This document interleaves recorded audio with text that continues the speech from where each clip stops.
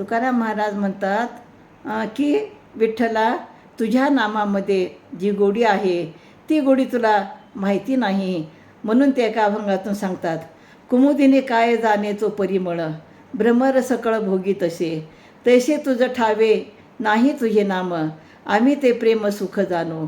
मातेत्र बाळा दुधाची ते गोडी, ज्याची नये जोडी त्यासी कामा, तुका म्हणे मुक्ता फळ, शिंपी पोटी नाही त्याची भेटी भोगतीये.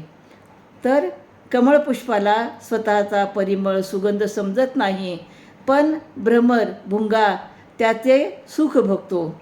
अरे विठ्ठला, तसेच तुझे नाम आहे, ती किती गोड आहे हे तुला ठाऊक नाही, पण त्या नामाची गोडी प्रेमसुख आम्ही जाणतो, आम्ही अनुभवतो. गाय गवत खाते, पण गवताचे जे दूध तयार होते त्याची गोडी तिच्या वासरालाच माहिती आहे, म्हणजे ज्याची कमाई त्याच्या कामास येत नाही.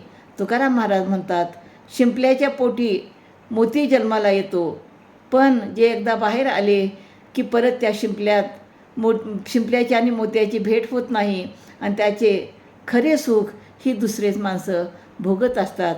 म्हणून विठ्ठला, तुझ्या नामामध्ये जी गोडी आहे ती गोडी तुला माहिती नाही, ती गोडी आमच्यासारख्या भक्तांनाच माहिती आहे. रामकृष्ण हरी.